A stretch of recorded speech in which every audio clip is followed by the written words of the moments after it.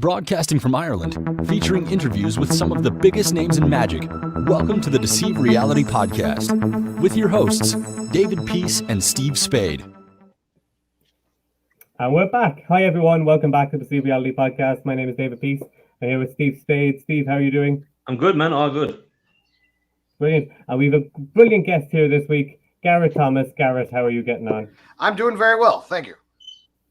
Thanks so much for being here. We really appreciate you joining us on the show. It's great to have someone with your experience come on and share the knowledge. So we really appreciate it. Love it. Absolutely.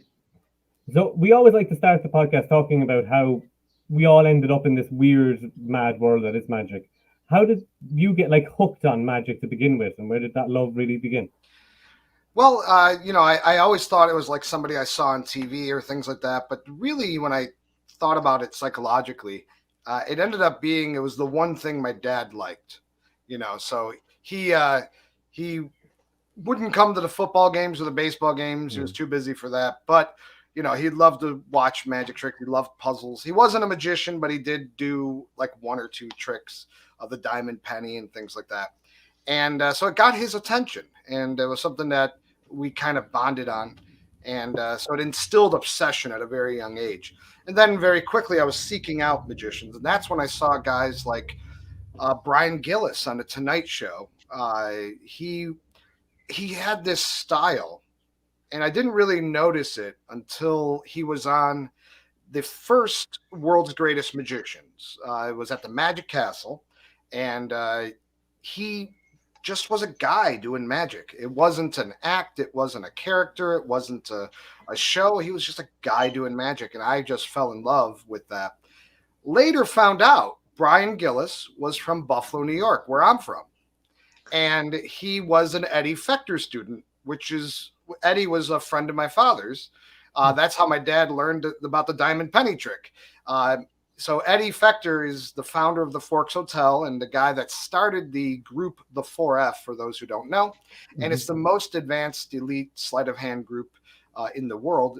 For years, it was the best of the best of close-up magicians. And so I was surrounded by magic all the time. And after I saw Brian perform, I realized that I liked being a magician. I didn't like doing a magic act, but I liked the idea of being a magician, and I got sucked in. So I started looking for ways to learn magic because of dyslexia.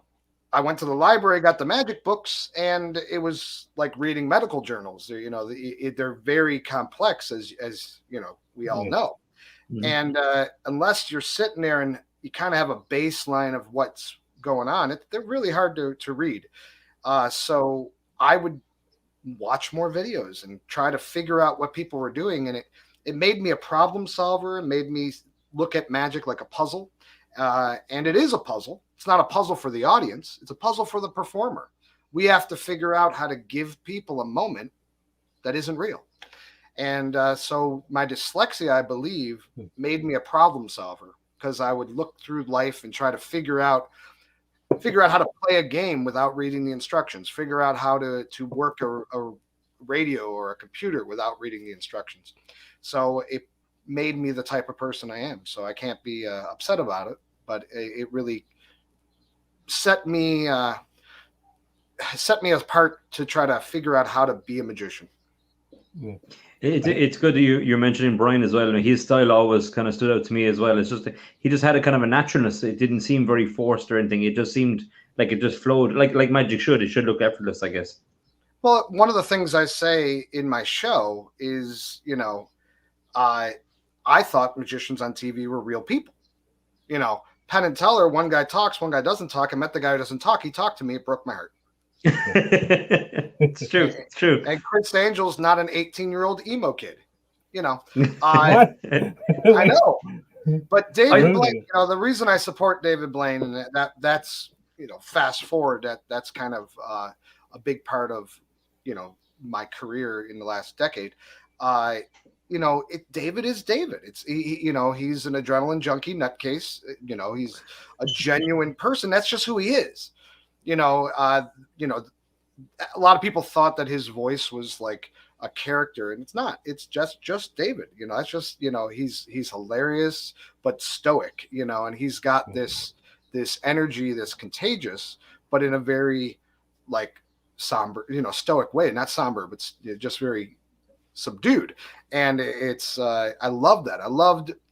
I think any art form is an excuse to meet another person, is what I said on the Penn and Teller show. And I think it's true. I think this is the medium, magic, or if you want to be a musician or whatever art form you want to get into, that's your medium to share who you are with the world. And so I didn't want to share somebody else. I didn't want to be an actor portraying the role of a magician. I wanted to be a magician. Yeah.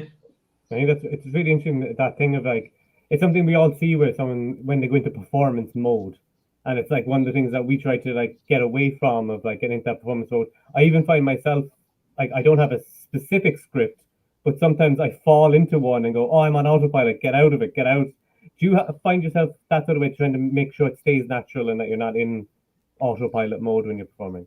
Yeah, luckily for me, even though everything I say has technically been scripted, I can't follow a script for the life of me. I've tried to get into acting and stuff like that, but I can't hit certain beats or rhythms.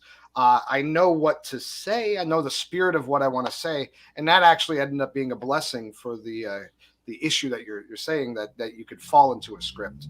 But I also want to point out, there's nothing wrong with a big character that's very well scripted and a theatrical show, if that's your goal. There are many characters that are fantastic, that can pull you into a theatrical experience, but that wasn't what I wanted to do with Astonishment. I didn't want to make people forget about their bills. I wanted to make people question why they pay them. I wanted to mess with their world. I wanted to twist reality, not bring them into a false reality. And both are valid.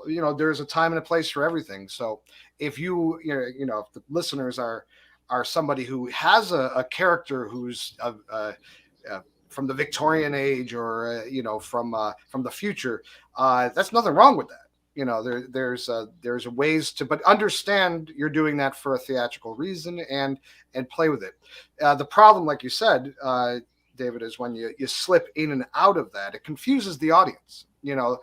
There's moments of authenticity, and then moments that it feels like you're jumping into a different personality. And unless there's a script for that, or unless there's a story that follows that line, it can really be confusing, and definitely something you should avoid. Yeah, True. It's definitely one of the things, because it's one of the routines of yours that I do quite a bit is ring thing. Love ring thing. It's obsessed with it. And I think it's one of those tricks. If there's ever a trick that's universal in magic, ring thing seems to be one of those things that like everybody does. How did that whole thing come up for you? Like doing it was an old linking ring routine. Not linking ring the trick, but in the linking ring magazine in America, we have the IBM. Our magazine's called the linking ring, and it was this routine in there with thimbles, and I liked it. It was so visual and so poppy, and I was like 12 years old, and I practiced it, and I got it down, but I never brought it out. I never showed it to anybody, because it was like this thimble magic. It's like I couldn't justify having a thimble at school. It's like, oh, look, guys, so I was like, I wanted to use this skill set I had. And so, again, the problem solving spirit in my head, I never read a book, and I got through high school and middle school and parts of college, without ever reading a book. And that's because I was constantly trying to figure out the answers without studying anything. I mean, I would have to, in hindsight, I was studying, but I was studying in other ways. There's other ways to get the information besides just words. I was very attuned to listening and picking up the direction people were going. And that empathy helped me as a magician, I believe. But so the transferring the thimble magic into ring magic was just the beginning. And then I realized it opened up the door of so much. There wasn't really a lot of ring manipulation stuff Even later, this type of stuff with DeVoe, that didn't happen till later. The ring thing kind of happened first, and it is such a it caught on like wildfire so quick that everybody thought it was a standard in Magic, like it was something that was written when Martin Gardner was doing the flyaway birdie trick, or the and it did have a inception with those type of tricks. The one where the ring jumps from finger to finger, or excuse me, back then it was a cigar band at the fingertips, or it was something at the fingertips. It was a thimble or a cigar band, and it was up here. And have you ever wondered why magicians are tapping their wrist when they do the trick? Yeah. The reason is because the trick doesn't bear repetition, and it was a time-traveling thimble or cigar band, and it was jumping through time, and you could only do it once. Because if you did the trick over and over again, you would see the principle that's involved. Yeah. So the time traveling cigar band, it was a pun, but it also framed it nicely, because what he did is he did it around the watch, and he said it's going to travel through time, ha ha ha. But then it happens, and then the thimble would literally jump through and back. Now, if you do that over and over again, even if your viewers are rewind the film, you'll see what happened there, right? You'll figure out very quickly what happened there. But I wanted to take advantage of that concept. I wanted to eliminate all the things that didn't make sense. And now you got magicians tapping their wrists for no reason. They eliminated the joke and the reason for the framing. And it was really smart. I mean, it was a brilliant idea to frame it around a watch. It was clearly a transposition and back. Mm-hmm. The problem when you have a transposition and back, it doesn't seem to have an effect. It seems to be a delusion. It's like, wait, did that happen? Do it again. Problem is, this trick can't be done again and again. So you need to go, hey, I'm only going to do this once. We're going to be, just watch closely. It's going to go through time and back again. And that's it. Can be one of those ones where it's going to take a lot out of me, so I can only do it once, and then I got to go and have a cup of coffee and sit down, have a nap. There's whatever way you want to frame it. Sure. It was one of those things that doesn't bear repetition, and therefore going over the top and framing it nicely with the watch, brilliant idea. But now we just forget about that. We tend to forget why magicians or creators created the trick they did. One of the things I always point out is, Slidini's 10 count. Yeah. Mm-hmm. Right. A lot of people don't know what's the principle. Why did he even create that 10 count thing? Where did that come from? That was amazing. The reason is that you can't see the principle because a new object pops in the sight. So when I put this in my hand, you can't watch what's going on in here because this pops in the sight. Even though you knew it was there, when a new object pops in the view, you're drawn to it. So Slidini was looking for a reason to be in this position. Mm-hmm. And so he invented the 10 count. Right? Now, if you understand that, you could just show the hand like this and do that and achieve the same thing. Mm-hmm. Right? Because even just the hand bringing this into view, as you come back, that's enough to draw the eye to it. Yeah. Right? So when you understand why the guy created it, you can take advantage of that. And maybe you don't do the 10 count, but you can use, especially with, Zoom magic and stuff that's on camera today, you have a fixed point of view. You know exactly where that person's going to be. So to take advantage of something like that is a brilliant thing. So I love figuring out not just what to do. Anyone can figure out what to do. Why? And then see if there's other ways to achieve that same process. If you it's kind of like breaking the rules once you know why they're there. Mm-hmm. if you run in the street, you will get hit by a car is not true. But you tell that to someone young who doesn't know to look both ways. You know, if you have a run with a pair of scissors in your hands, you're gonna stab yourself. It's not a guarantee. You know, if you're not sensitive to the dangers, then you are likely to hurt yourself. So, you know, once you're smart enough to understand why the rule is in place, then you're able to dance with it. You can see that as well in a lot of Slidini's work, you know, that kind of always trying to avert your gaze. I mean, like obviously paper balls over the head is a perfect example of that. But it's nice to see it coming from, you know, like that SpongeBob type routine or the 10 count, you know, all those little elements were there in everything he did. Yeah. I mean, and he loved those type of principles, and, you know, and it pushed Magic further in that era. Yeah. I think it really shows that like learning Magic from the right place is so important, because so many people can teach something like the ring thing. You can just be like, oh yeah, it's just you just do this, or it's teaching sponge balls. But when it's been taught by someone who actually knows the original and gives it the respect it deserves, and is a real student of the craft, then you get those extra little tips of like not just the hows but the whys. An example of that is the classic pulling the thumb off. Yeah. If you just do it, and if you know how to do it, you know, you could do this, and it looks okay, but it's not, you know, it's, you know, you had a really thick finger there for a second, you know, it was like, what, you know, why did that?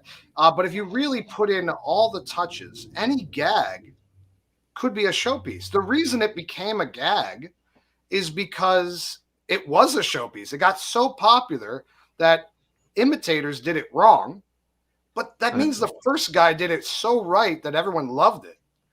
So I realized that with the thumb removal of the thumb illusion, if you get into position correctly, that's good. But if you then, instead of getting out of position by the same method, you change methods and you just show the hand, you just turn the hand up and down. So taking something that's just this, and I love this, you know, I did this on Fool Us for I did this part on Fool Us, but they chose a camera angle that flashed the trick, because they thought the editors thought that I wanted it to look like a gag because it was a joke. But what I love about this is if they chose the right angle, it's usually perfect. And I love that everyone knows how it's done and it still looks good. Yeah. Right? I love this idea of a rainbow where you can't unsee it. Like, you know, it's refracted light, you know, it's not there, but you can't unsee it. And so if you grab onto the thumb and then first move the hand, it shows a disconnect. It creates the illusion of a disconnect where the tip of the thumb is not moving, but the rest of the hand is. And then when you get into position, the disconnect makes sense.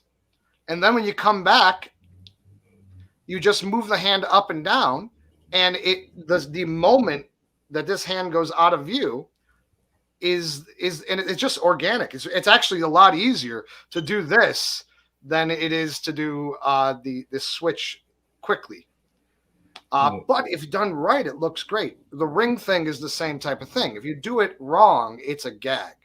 But man, if you put all the touches, you know, there are several points to get the angle right. The elbow has to be up. There's so many things to make it look good, where if not, it's going to be fun. People are still going to like it. It's going to be a gag, though. It's going to be, oh, that's cute, instead of what the heck was that? Mm-hmm. Yeah. I always find it's one of my opening pieces that I use. Like when I approach a group, it's like one of my opening ones, and it always just gets such a killer reaction that it's like, if you give it the respect it deserves, and you get that back to the audience, because it is something like, oh yeah, it's like, I think assumptions in Magic, like the audience making assumptions, and especially early on, you go, oh, I took my ring off. They're like, yeah, okay, and they don't question it until it's back on the finger, and then it's too late for them to even backtrack or anything. Which I think the assumptions just build into the effect so nicely. Yeah, I love it. Yeah, and also doing it with a ring where it's not it's not a community object. That's one of the reasons I focused on ring magic, is because cards and coins are community objects. Nobody, when you hand somebody a playing card, they don't go, "Ooh, this is the magician's card," right? If you hand somebody a coin or a dollar bill, they don't go, "Ooh, this is the magician's coin," or "This is the magician's money," unless it's very fancy, like a nice Morgan dollar. They might then say, "This is a fancy coin. This is a magician's coin." But if you hand them a quarter, they're not going to think this is the magician's quarter, because quarters, bills, money, cards, these are community objects. They're things you just spread around and it's for everybody. But you take off the ring and you say, check that out. This is the magician's ring. This is something serious. This has got so much symbolism in it. And I also like the fact that you don't have to go into your pockets to find magic. If someone goes, "Oh, you're a magician, show me something," and then you go, "Sure, no problem." Well, you're not magic. You're looking for magic. You're doing something there, right? And so, I like the idea.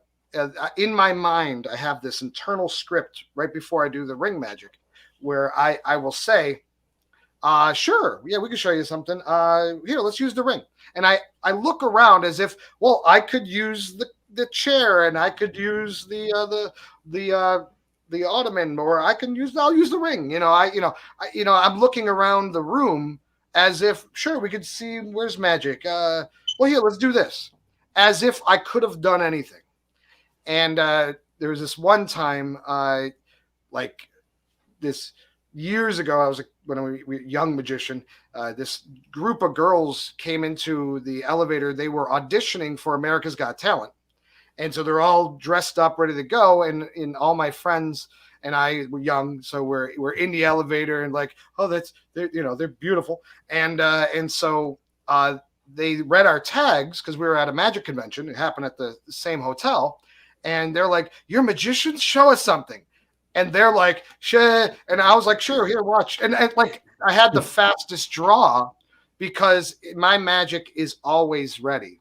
My favorite thing was in high school, when you're palming a coin, when you're practicing hiding things in your hands. If somebody said, "Hey, can you do a trick?" You're like, "I don't know, maybe." Bang! It's like, and you just like have it ready. It was the best, right? And it was just the best feeling in the world that you were steps ahead of them. Well, this, having a ring on your finger, if someone says, "Can you show me something?" I could take the ring off secretly and then say, "Here, let's do something with a ring. Do you see the ring? Let me do that, and let's make it, and let's use this," right? And if they didn't notice it before, it's like he never got anything. He was always there. So I like doing that sometimes. Or other times I'll just say, "Here, see my ring," and go right into it.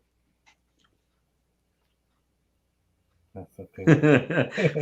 For everyone who's not watching and listening, you just missed the best ring thing ever. Magic. It's just so good. Also, so there will be viewers that are only audio. well, that'd be foolish on their behalf then to get back and see the Definitely go to the video and check this out. And even the ring thing, when I teach it, my video has 27 different versions using that one concept. So you get to pick and choose. A lot of people learned the ring thing from Greg Wilson's ring and string video. And I gave him permission to do it, but he did the manipulation version, which is a little easier, where you don't actually take the ring off. But for those watching, and we'll come a little closer, you can see that ring is not on the finger right before it is on the finger.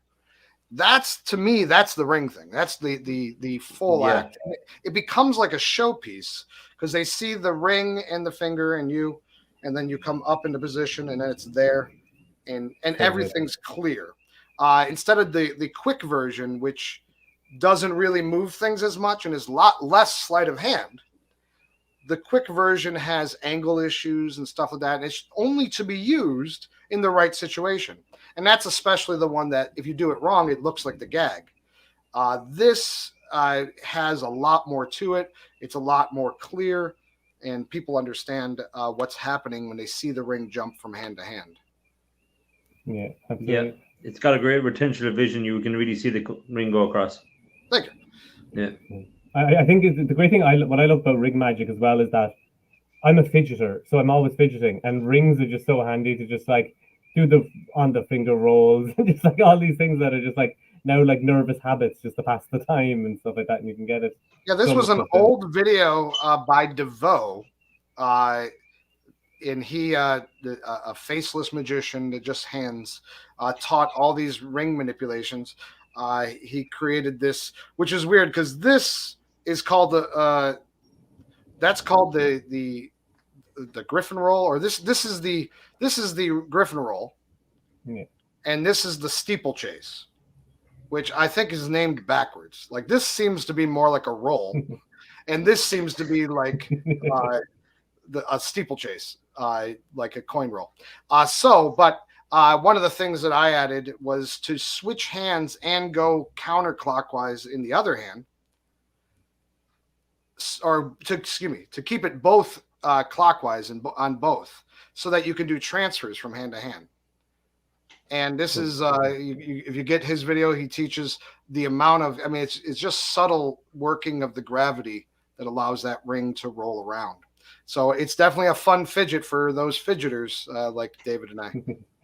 Don't learn it in college. That was my mistake. I almost got like kicked out of so many lectures by dropping coins and rings.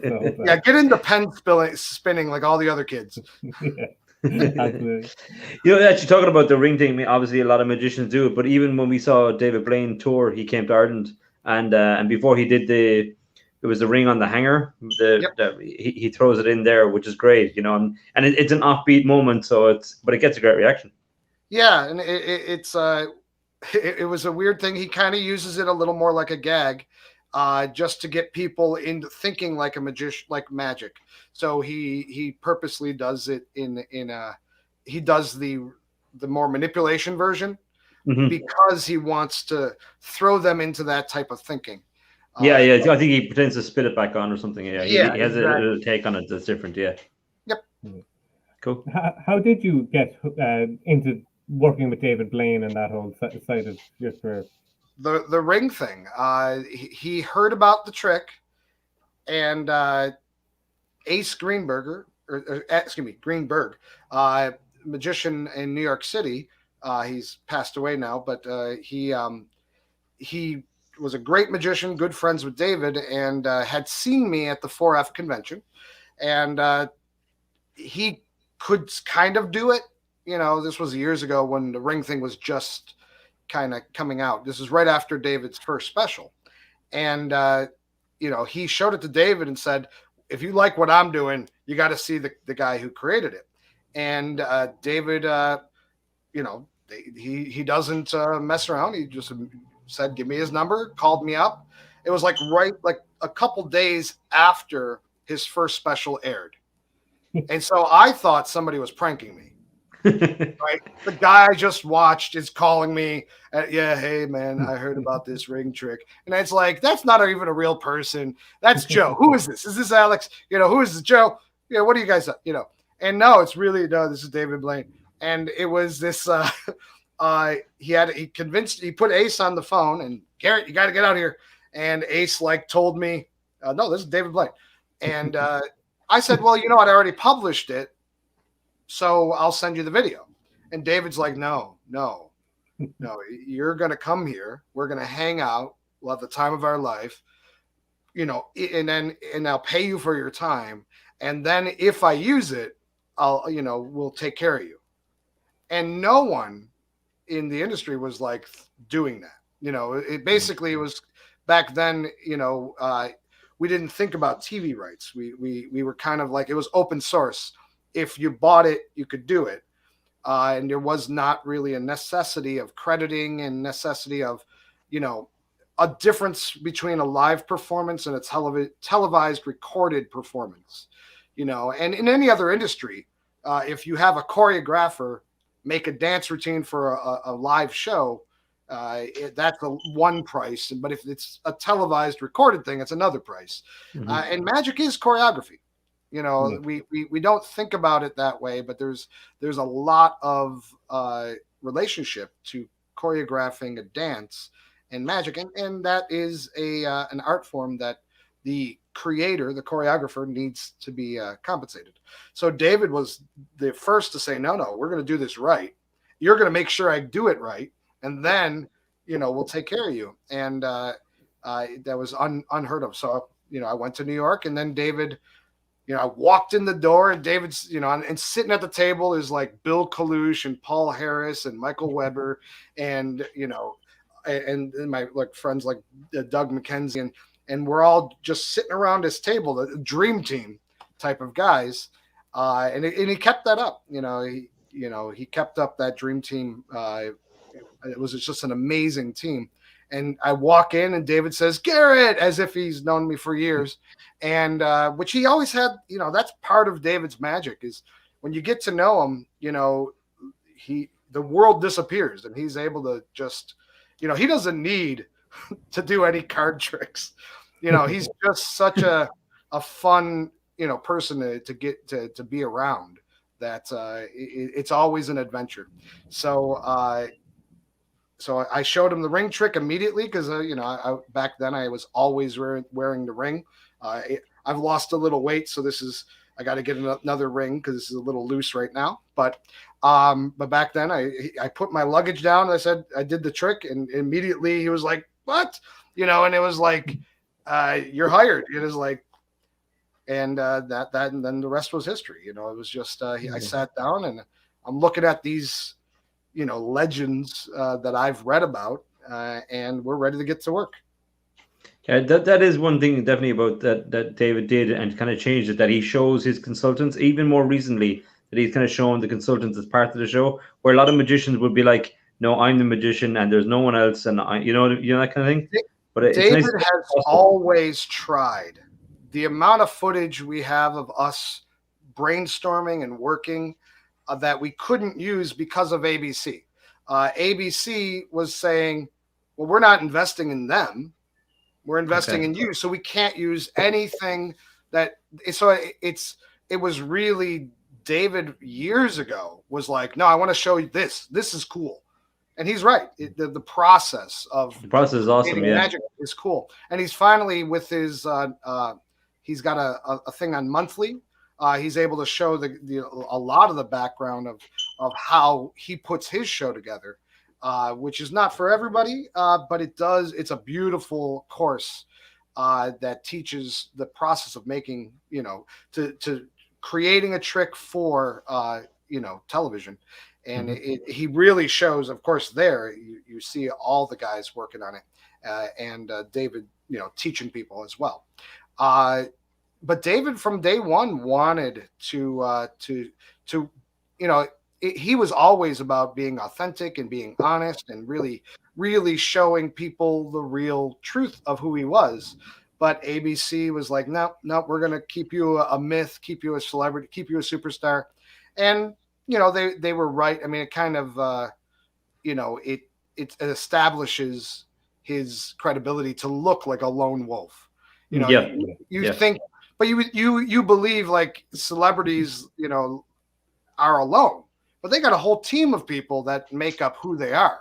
They got people keeping track of their social media, and they don't sit there on the phone and tweet. Usually they shouldn't be. They should have people for that. And so having a team of people that you trust, that has your vision in mind, is what you would need to do at that level. And David was always wanted to, David had the Andy Warhol, he still does. He has that Andy Warhol type of artist feel, where by lifting everybody else up around him, he gets pushed higher. If you make it all about me, and tell everyone to lift you up, then they might do it or not. But if you lift everybody else up, if you're like, "Oh, look what he's doing, oh man, this guy's great." Well, they're going to lift you up, but they're all going to lift you up, and you're going to go higher. So supporting the people around you and encouraging them and celebrating anything, that's just who David was, and David is, that's how he, that's his magic. His magic is that he just loves things that are puzzles and mysteries and moments, and he wants to do whatever it takes to celebrate them, and he does it by celebrating everything that goes into it.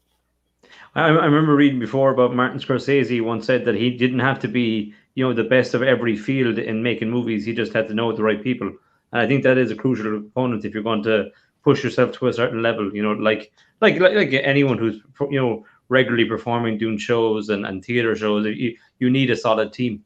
Yeah, it's you can't expect yourself, and in the art of magic, we do expect ourselves to be the director and the script writer and the choreographer and the consultant, and we watch ourselves on video as if we're going to see something, but it's like hearing your own voice on recording. You're blind to a lot of stuff still. You really need another set of eyes, another person, even just to brainstorm and just talk it out. And the things are true. You might even, there are many lecturers that teach things, and then you're like, why does he not take his course? Why does he not listen to what he's saying? Because but there is a psychological illusion that they can't see it all the time.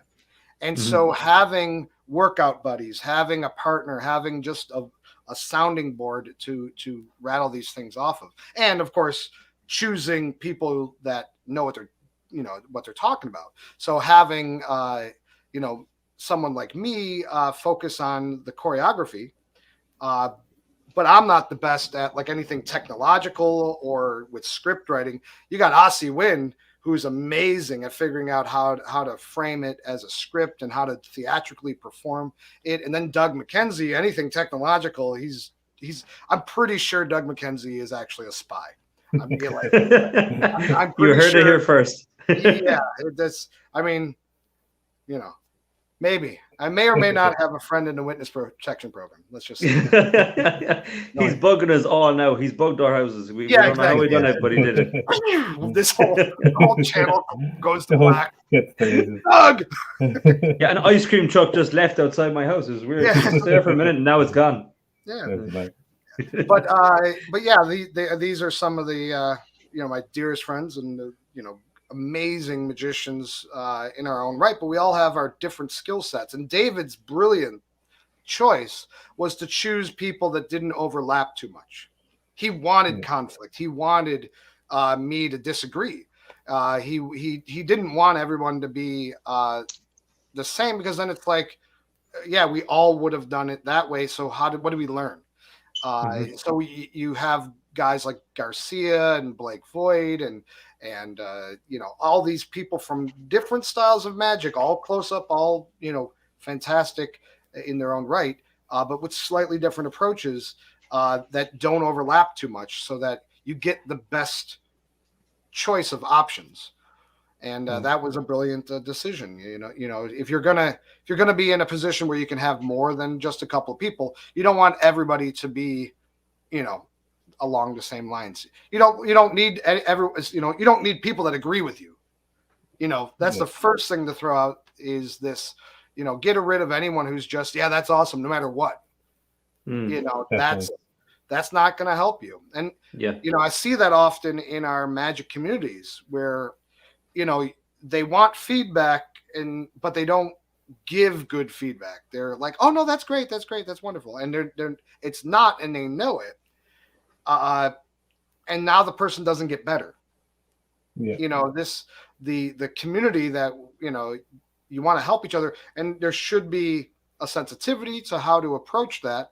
So whenever anyone shows me something, I always say, well, do you want me to watch it overall and just give see what you just want to show me something, or do you want critique? Do you want is there any element you want me to focus on? Because there's always ways to make it better. And I always say that before I watch it, because it's always true.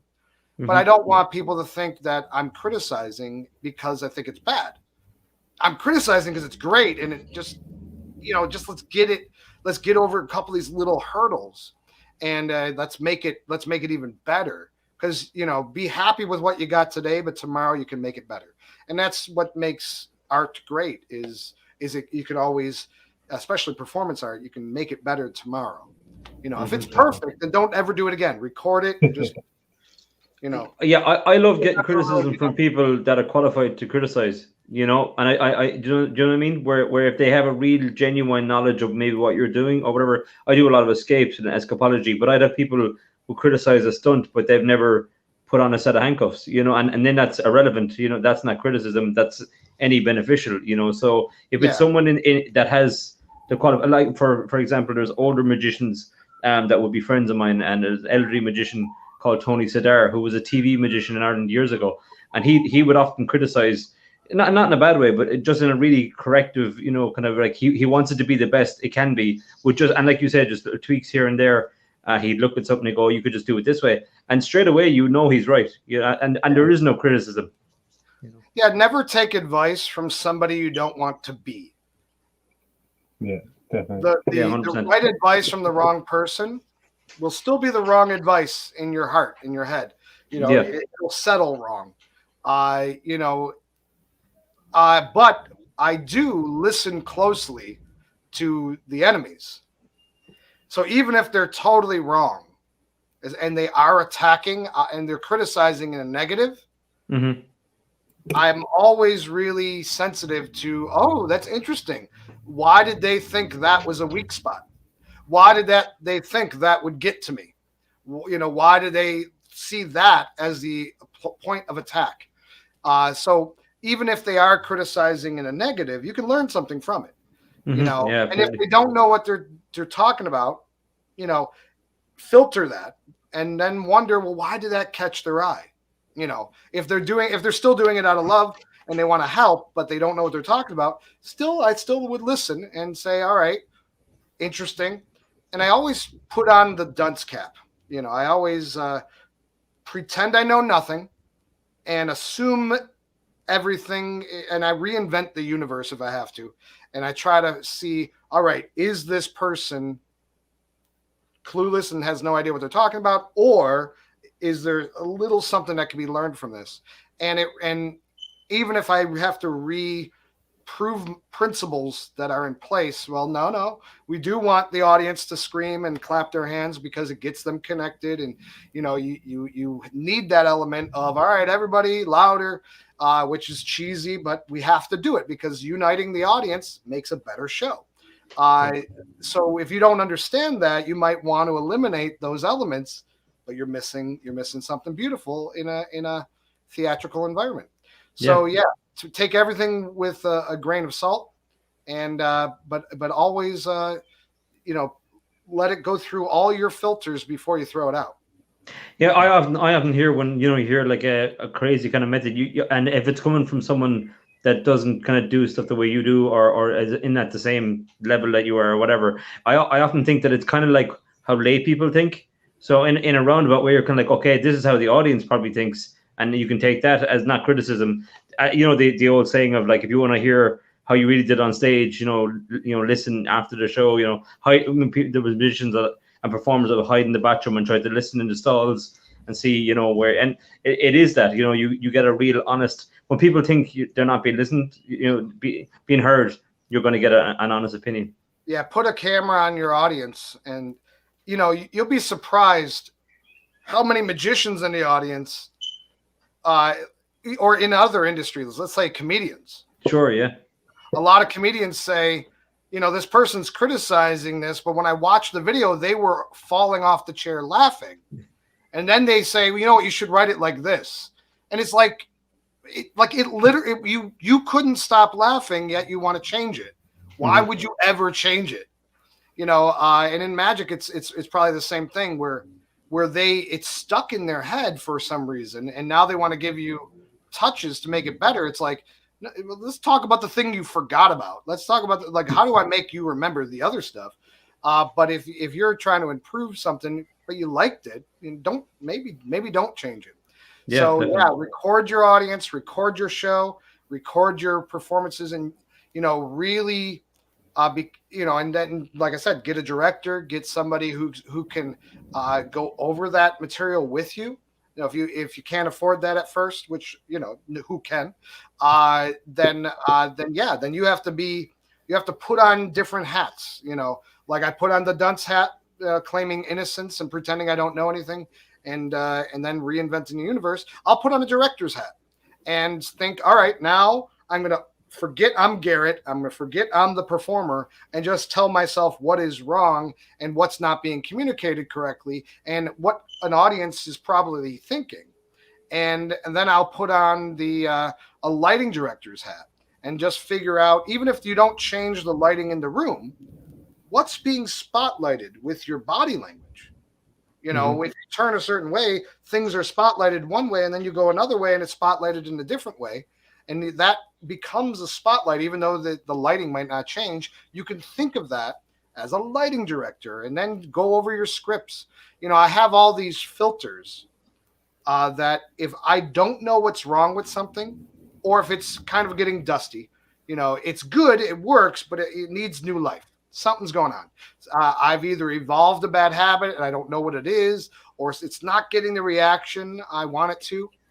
I'll use these games, these filters, to kind of open my eyes to certain elements. And I'll just say, all right, I'm going to look at the whole thing, but I'm only going to focus on the emotion. I'm going to look at this same trick now. The next day, I might focus on the feet position, which is huge. You know, where your feet are. Even if you're seated, your feet position matter. And then I'll focus on just, what if I took out the words? Am I communicating everything with body language enough? You know, and focus on it, and so on. These are games that I use to trick myself into seeing things differently. Something I learned from my mother, who was a portrait artist. And there's times where you're looking at the piece too long, and it's not, I mean, I'm looking at the picture and I'm drawing it, but it's not like I got everything right, but it's not right. Well, one of the tricks is to take your picture and your piece and turn them upside down. And then all of a sudden you'll see, oh, the left eye is way too far away. You know, you were staring at it too long. And so tricking yourself to have different points of views, playing these games that I have, and you can make up your own. You know, any element, eliminate it, put it back, exaggerate it. You know, what if you perform the routine and you're suspicious about your own ability? What if you're angry at what you're doing? You know, just changing the emotion. Think about how much better or different a routine could be if you were just, shy about it. You know, what if I was shy in this moment? What would happen? What if I had that energy? And it's even if you don't use it completely, you'll learn something. You'll learn something about elements in dynamic, and they're just fun games and exercises to play. It's really good advice, really good tip. Myself and Dave were talking recently as well about like staging on stage, where you could start the show obviously by yourself, and then you might bring up one spectator, and they might be on your left, or you might have two then on your right later on, and then you could have four before the intermission or whatever it might be. And we're just kind of looking, as an image. Who do we have on, David? Nick Tan. Nick Tan as well. Was talking about about the structure, about like the visuals of what it looks like to the audience, that they're not just seeing, you're standing on the left, you're standing on the right, or move around and things.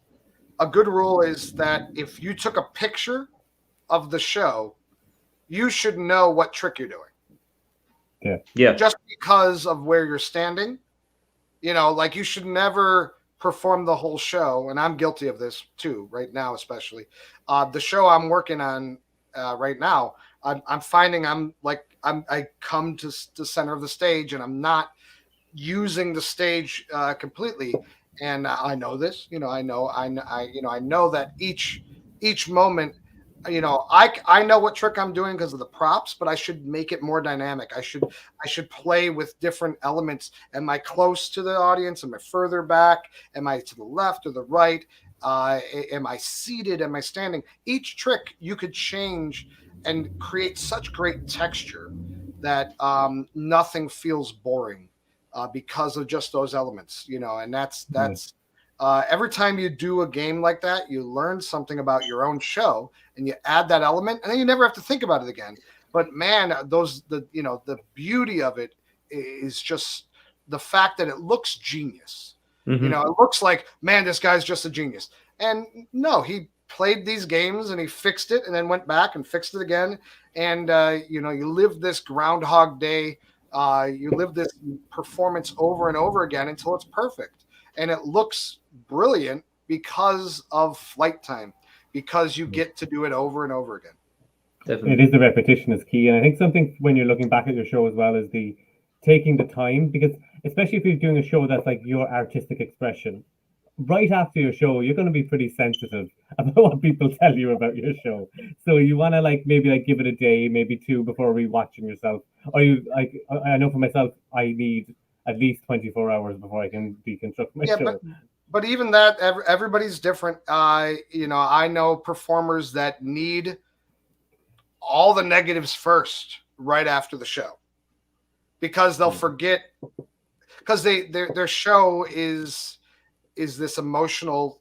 It depends on the type of performer. If you stem from emotion, you need to be in that emotion to change it. And if 24 hours might throw you out of the emotion, but if you stem from analytical or logical or like critical thinking, well, then it doesn't matter. You want to enjoy the emotion, and on tomorrow, well, let's critique and let's go over the details. But sometimes you have the Oreo cookie theory, where you say something good, then you talk about the negatives, and then you say something good. Right? Yeah. That's the cookie way of critiquing something. And that's a beautiful thing to always do, no matter who the person is. There's something brilliant about bookending it with the positives.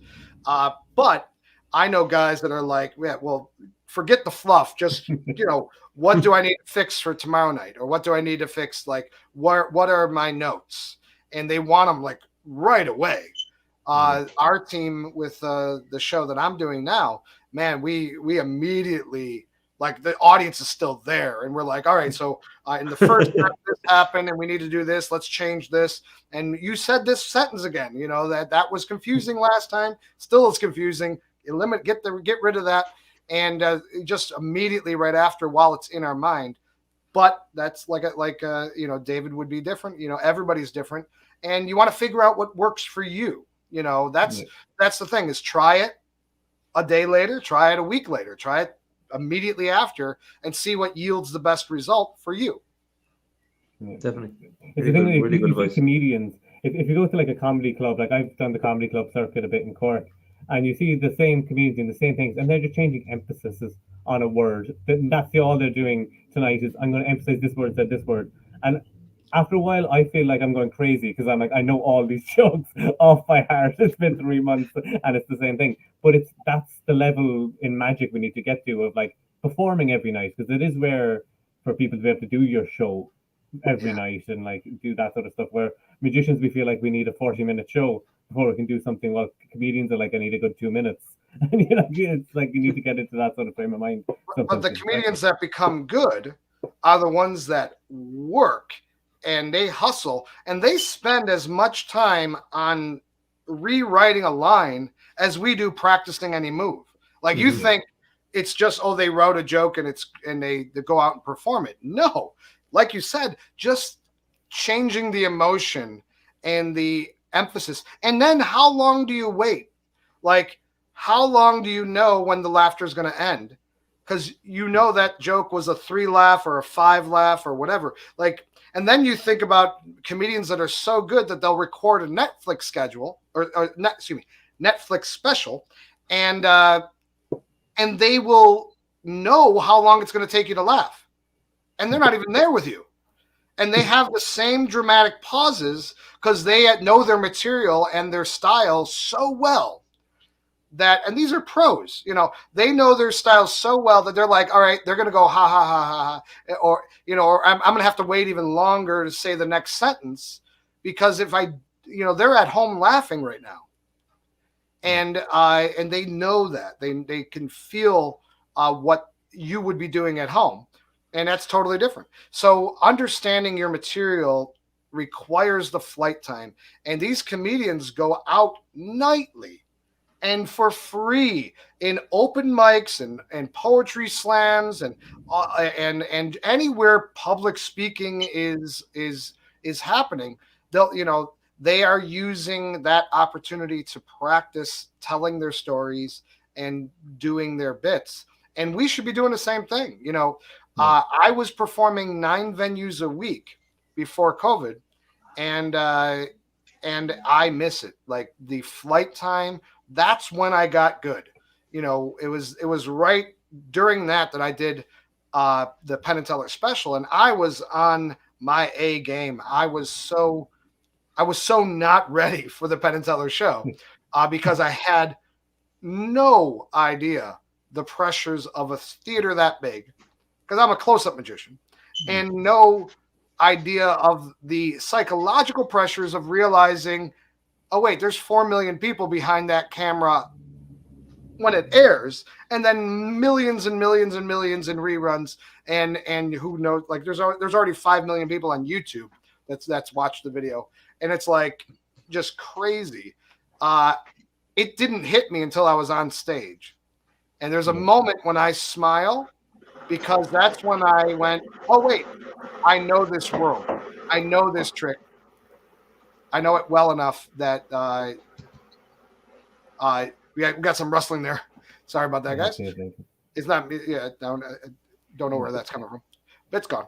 But it was that moment that when I smiled, that I realized I know this. You know, this is a trick I've been doing for over 20 years, and I could just trust my muscle memory to take over. And that's when I was able to let go. But I was in a panic attack until that moment. It was a really good performance. It was one of those. I really enjoyed the your appearance on Penn and Teller. I thought it was really came across well, and you could see it was a routine that you were very comfortable with, and that you were able to perform really well through and got the reaction that you wanted. Thank you. So we have a segment on the show which we mentioned, which is called The Good, the Bad, and the Ugly, which is all about performances that maybe don't go to plan, and a story maybe to let other people know that even the very best make mistakes at times. Do you have any sort of stories like that pop to mind for you? Yeah, I mean that. You know, I like using the Penn and Teller special as an example, because you can watch the results. You know, first thing, there was like 30 minutes of stuff that was filmed, and it ended up being, you only get to see like 5 minutes of it. And there are so many other things that happen that are great, but you got the good, the bad, the ugly. I think in every performance there is the good, the bad, and the ugly. It's, you know, that's why we want those notes at the end. We want to fix the bad, keep the good, and the ugly we can just whitewash over it, or, you know, maybe let's turn that into something cool. You know, the Penn and Teller's team was so amazing. I felt I owed it to the microphone guy.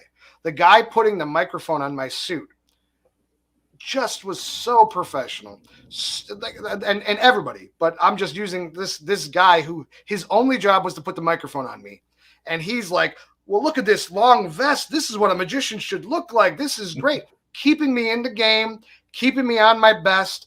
Like, and I'm like, "You live in Vegas.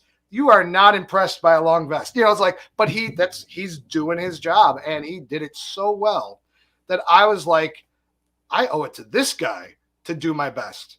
And you know, because I didn't really think about it, the bad in that situation was I wasn't psychologically prepared for what I was about to do.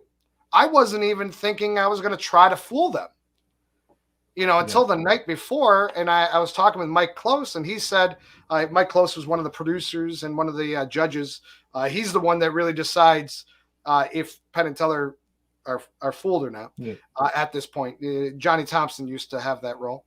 But now Mike was like, well, no, you got to try to fool them. You're here. Right. And I'm like, because I was just there to have fun and show, you know, Teller I had not been on Teller's radar, and my magic might not have been on his radar because it was close-up magic and not something he would have been studying. And so I just wanted to get back on their radar, and I was not prepared for the panic attack. Seriously, I didn't know. I had no idea how bad panic attacks were for people that suffer through it. And I used to be the idiot that would say, take a deep breath and just relax. It's like, yeah, we haven't tried that, yeah.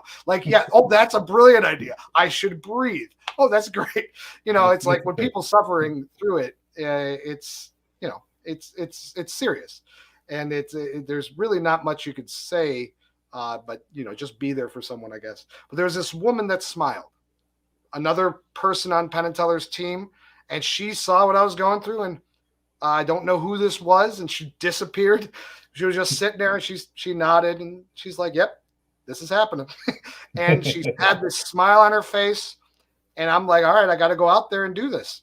And and then I get out there, and lots of crazy other things happened that I talk about on my YouTube channel. But it was just this, every moment is good, bad, and ugly. Sometimes things that are perfect and beautiful are actually ugly, and some things that are ugly are actually beautiful. And it's really subjective and hard to know, but it's like, what are you going to do with the information?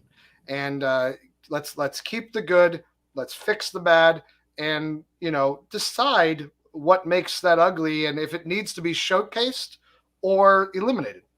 And yeah, and I think it happens. I mean, it happens so much every time I go out there, every time I perform. There are just moments that are good, and I think that's part of the magic of magic is that the magician often is just waiting to point at the rainbow. Yeah. And most of the time, you're just entertaining. But every once in a while, you could change someone's life. Every once in a while, you can give someone hope and make them realize anything's possible. And that thing they're struggling with, maybe they can get over it. Maybe they can get under it. Maybe they can get around it. That wall, they can break through. Maybe it's no longer there. They just think it's there. Maybe it used to be there. You can give them hope. Or you can also give someone an ego check and bring them down. Instead of it being about entertainment, it could be about frustrating people. There's value to that too. It's not just about lifting people up. Sometimes it's about bringing people down. That's why I love magic as a balancing art form. If you need hope, it's there. If you need a puzzle, it's there. And it's the same moment. It's not like there's one tricks that you do to make people happy, one tricks to make them sad. If I write a sad story, it's going to make everyone sad, even if you're already depressed. Yeah. So it's much better the beauty of magic is that it's vague. And it says what the observer needs to hear. And so what might be good to one person is bad to another. And when you hear two people sitting, they're right next to each other, they just watch your show, and one person goes, "Oh, I hate this," and the other person goes, "Oh, I love this." It's the same moment, and one person is absolutely upset, and the other person is absolutely in love.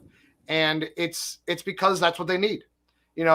Historically, magicians have angels and devils on their shoulders because sometimes people need something to run to, and sometimes people need something to run from. To get people to move, you might take a devil, or it might take an angel. It might take something to draw you into something or push you from something. And that's just getting people to move. So I think magicians realized that historically and went, if they need a guru, I'll be a guru. If they need a devil, I'll be the devil. I don't care. Just as long as they're moving, as long as they're growing, as long as they're not stagnant. If you're going through hell, you keep going. Don't stop. Just like don't stay where you're at. And I think magic does that. It moves people whatever way they need to go. I don't pull them or point. Magic organically pushes them in the way they need to go. Absolutely. And that's really good advice. I really like stuff that I think a lot of people need to hear, and it's great to hear your insights on magic and that sort of theory stuff. We've crossed the hour now, so we don't want to take up too much of your time. For people who've been enjoying this and they want to get more information about you and follow you online, where's the best place for them to find you? Probably my YouTube channel, Garrett Thomas Magician. or my website, gtmagic.com. If there's any, I do a lot of Zoom classes, anything you want to work on or things like that. Just like this, we can brainstorm, or we can work on some sleight of hand. If you like those filters that I was talking about, we can, have these challenges where I have you, I'll give you a way to look at your magic, and then you'll video it and send it back to me, and we can talk about it. So yeah, any way I can help, I'm out there. You can find me on the internet. Absolutely. We put the links to the YouTube channel and the website in the comments below, in the description, so people can check that out. And definitely, thank you again, Garrett, for coming on and spending some time with us. We really appreciate it. My pleasure. It's been absolutely amazing advice, and definitely recommend everybody go check that out. And if you've watched this, please subscribe to the channel, follow us on all the social media at Deceive Reality. We really appreciate it. Subscriber count is going up, which we really appreciate. So thanks to everyone for doing that. And we'll be back again next week with another interview. So thanks again, Garrett, and enjoy the rest of your day. Thanks, Garrett. Thanks, man. Have a great night, guys.